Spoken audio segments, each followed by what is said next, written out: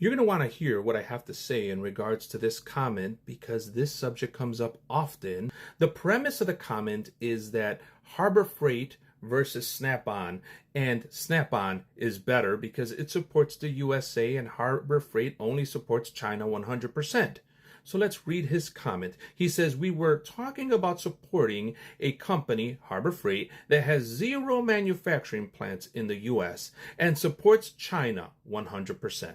Snap-on at least has plants in the US making hand tools and tool storage. Well, I can't argue with the fact that Snap-on does have some manufacturing made here in the USA. But I can't help but tell that you don't know much about Harbor Freight because you're still talking about lines that were used many years ago that don't apply anymore. What do I mean? Harbor Freight today actually has some made in the USA tools and products on their shelves. A while ago, many of us who make content regarding tools were discussing an icon tool recently found that was made here in the United States. And when you go shopping in a Harbor Freight, you'll notice that they have other brands that do not have their logos or the logos that you would expect from Harbor Freight that are made by other manufacturers that they are simply reselling in their stores. And those products are made in the USA. Like Mother's Wax. So get your facts straight and look around through the store and you will quite quickly find that some things are made in the USA. When compared to Snap-on, obviously Harbor Freight's not going to have as many made in the USA products, but that's not their niche. And you all seem to forget what each company's niche is. You want this to be a versus battle like it was a boxing ring, and you can't put these companies in a box because they don't fit there. But your misconception and your error in saying that Harbor Freight does not support the United States is one that needs to be corrected for misinformation. Harbor Freight supports the United States by employing many people in their stores. If you walk into a store, you're going to run into a USA employee, right? But if that wasn't enough, they also support programs here in the United States where they give money, time, and tools. Those programs are programs that are for skills tradesmen education.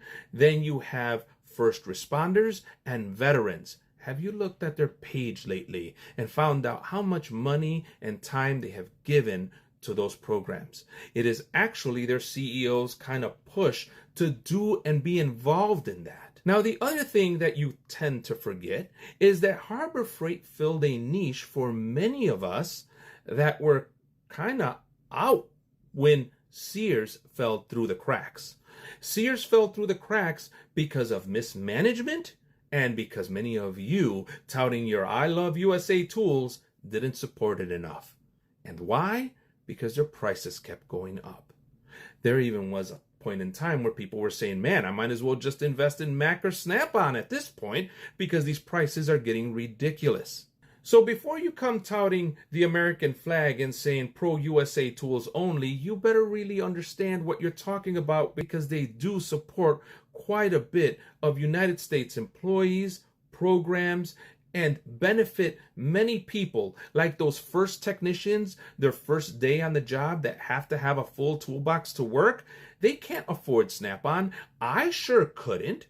I had Craftsman in my day, made in the USA. I was fortunate. But these kids today, starting in the trades, how are they supposed to get that money? And if you think that they should go in the truck and just get screwed over by financing all of that, then you are an evil person because you would rather your politics win over what the common person actually needs. The common person needs to be able to do the job with the tools. And sometimes you just need some basic tools to get started. And if Harbor Freight is filling that niche, I applaud them for it because that's what they're doing. They're helping out the first the first few year engineers, technicians getting into the different trades. They're helping out prosumers, and they're even helping out the regular consumer that wants to get into working on their car because they couldn't afford Snap-on. Why would the regular prosumer or consumer want to buy a $150 ratchet to do one job? Harbor Freight fills that niche. That is not Snap-on's niche. Now, to be fair, Snap-on, when you measure all their tools up against everybody else's, the majority of their tools are built better than anyone else's. And that's simply the truth. The problem that many of you have and are angry about is that Harbor Freight, little by little, inch by inch, sure seems to be getting closer. The recent wrench test with the nylon nut where that was done scared everybody on the internet. Not because it won the war, but because it won the battle. Price per inch of tool, who is better? Those are the questions that are coming up that are starting to bug many of you Snap-on lovers. Now, before you say, oh, this guy's a Harbor Freight shill and he only loves Harbor Freight, let's get something straight. I am paid by no one. I'm sponsored by no one.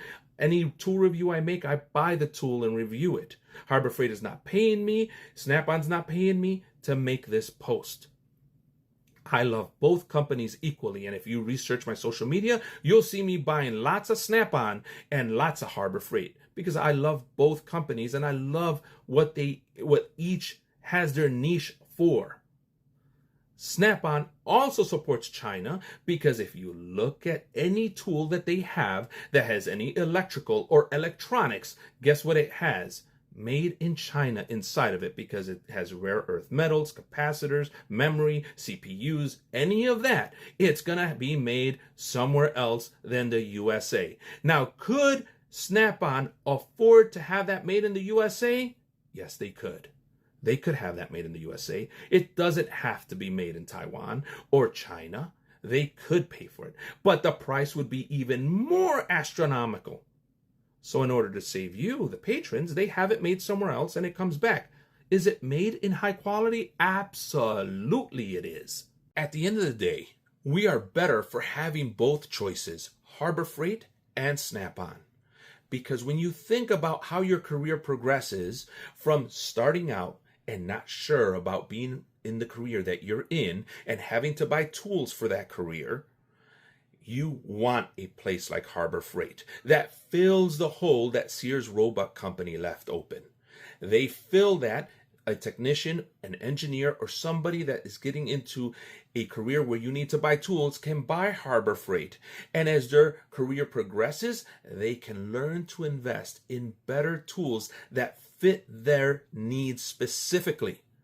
This way, they don't go on a truck and just buy like crazy a bunch of tools that they never use or never touch. If your tools are making you money and you're sure about the career you're in and you're at the high end of your professional career, absolutely invest in Snap-on. Those tools are very well made, very well sought after, and have a great resale value.